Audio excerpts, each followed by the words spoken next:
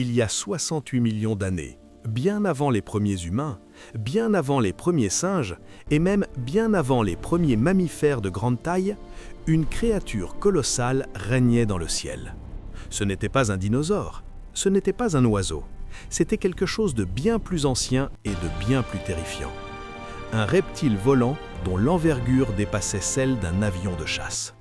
Un géant qui se dressait debout sur le sol à la hauteur d'une girafe et qui pouvait décoller en une fraction de seconde pour disparaître dans les airs. Son nom, Quetzalcoatlus northropy, le plus grand animal volant qui ait jamais existé sur cette planète. Mais alors, comment un être de cette taille pouvait-il seulement voler? Et surtout, qu'est-ce que la science nous apprend vraiment sur lui? Pour comprendre ce monstre, il faut d'abord remonter au moment où tout a basculé. En 1971, un jeune étudiant en géologie du nom de Douglas Lawson arpentait les falaises du parc national de Big Bend au Texas. Un terrain aride, brûlé par le soleil, où les couches de roches remontent à la fin du Crétacé. Il cherchait des fossiles ordinaires, mais ce qu'il a trouvé ce jour-là n'avait rien d'ordinaire. Un os massif dépassait d'une paroi rocheuse. Un os tellement grand qu'il ne correspondait à aucun animal connu. C'était un fragment d'aile, un seul morceau. Et déjà, il dépassait tout ce qu'on avait trouvé jusque-là. Il a fallu 4 ans de travail méticuleux pour que Lawson publie sa découverte en 1975 dans la revue Science. Et quand la communauté scientifique a lu les dimensions estimées, une onde de choc a traversé le monde de la paléontologie. On parlait d'une envergure de plus de 10 mètres, un animal capable de survoler le paysage du Crétacé comme un avion biologique. Mais parlons un instant du nom, parce qu'il en dit long. Quetzalcoatlus, ça vient de Quetzalcoatl, le serpent à plumes, l'une des divinités les plus puissantes de la mythologie aztèque.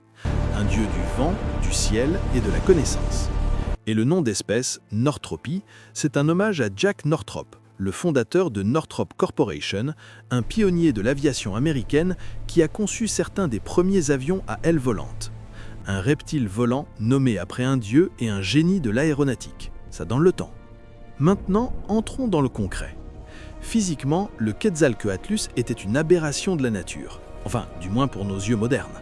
Son envergure atteignait 10 à 11 mètres. Pour vous donner une idée, c'est plus large qu'un Cessna 172, l'un des avions les plus répandus au monde. Et debout sur le sol, replié sur ses 4 pattes, il mesurait environ 5 mètres de haut, autant qu'une girafe adulte. Imaginez un instant cette scène. Vous marchez dans une plaine du Crétacé et devant vous se tient une créature aussi haute qu'une girafe avec un bec de près de 2,5 mètres de long et des ailes repliées comme un manteau gigantesque. Le choc. Mais voilà le paradoxe. Malgré sa taille colossale, le Quetzalcoatlus ne pesait probablement que 200 à 250 kg. C'est lourd, oui, mais pour un animal de cette dimension, c'est incroyablement léger. Un cheval moyen pèse plus lourd. Et c'est là que la biologie du Quetzalcoatlus devient vraiment fascinante. Car pour voler à cette taille, la nature a dû tricher.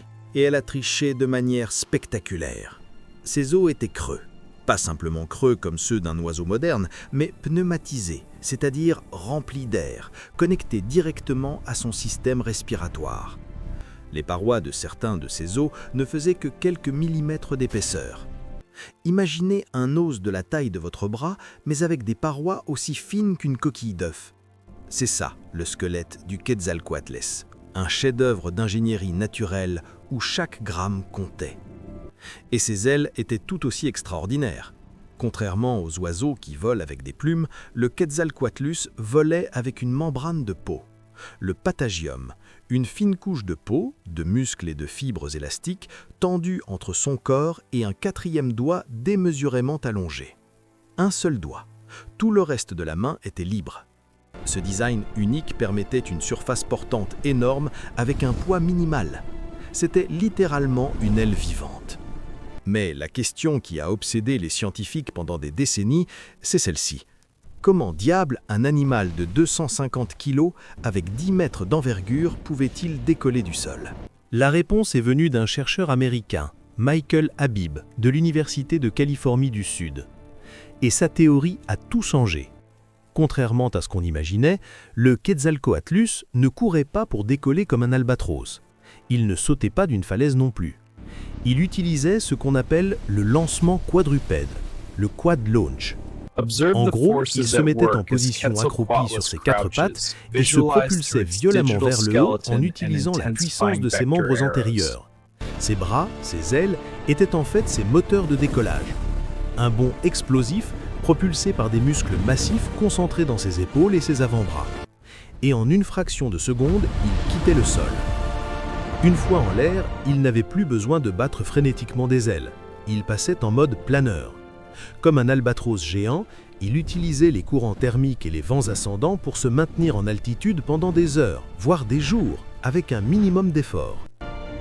Les modèles biomécaniques estiment sa vitesse de croisière entre 80 et 130 km/h.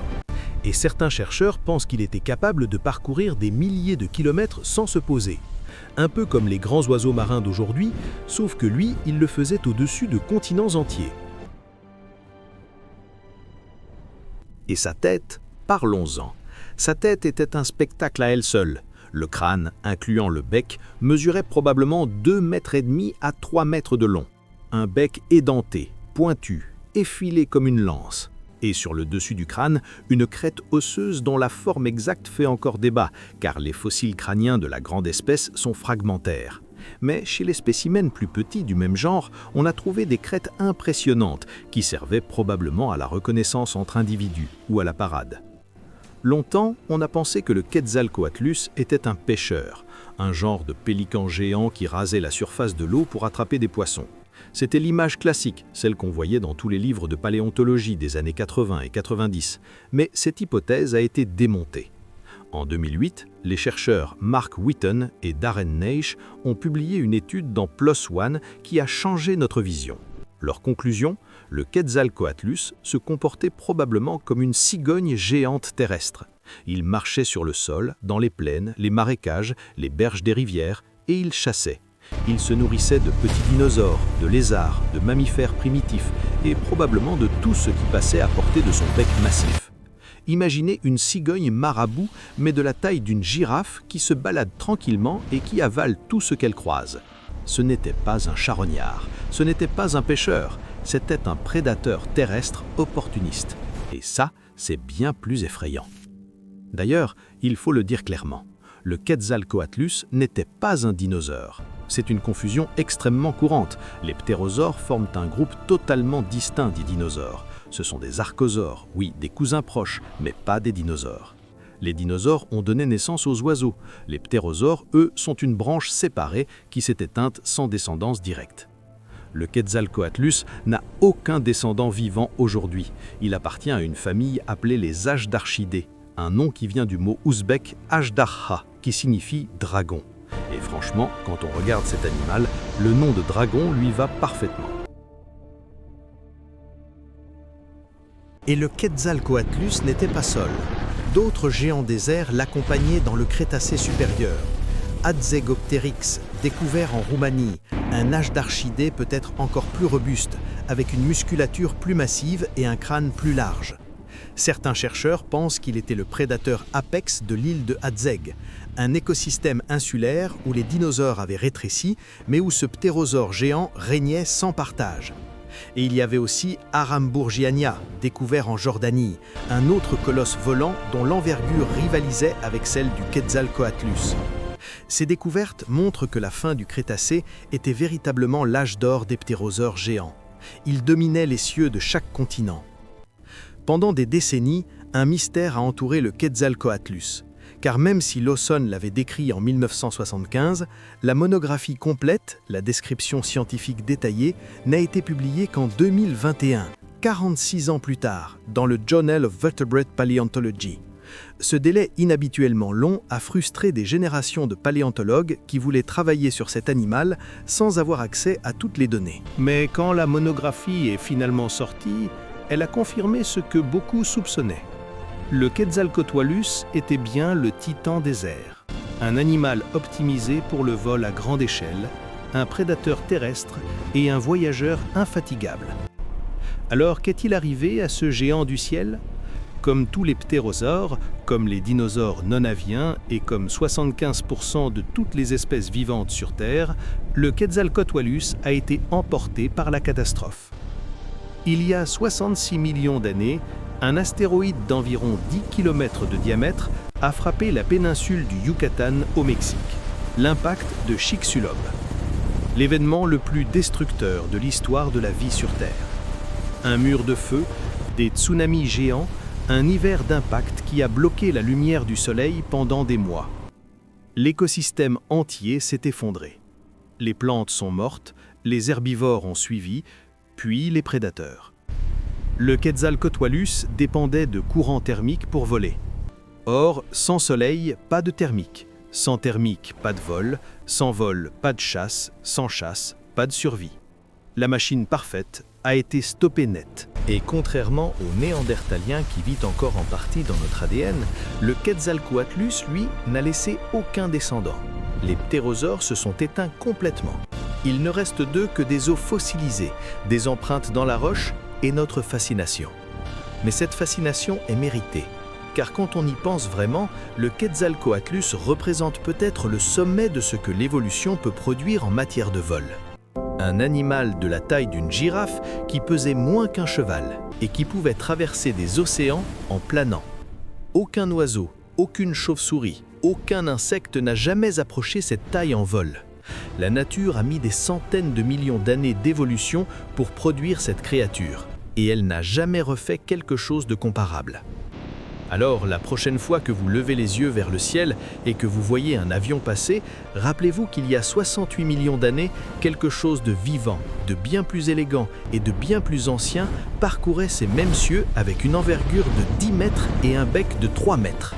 Le Quetzalcoatlus n'était pas un monstre de science-fiction, c'était un chef-d'œuvre d'ingénierie biologique. Un titan du ciel, forgé par des millions d'années d'évolution, et même s'il a disparu à jamais, il reste gravé dans la pierre, littéralement, comme le rappel que notre planète a un jour produit l'impossible.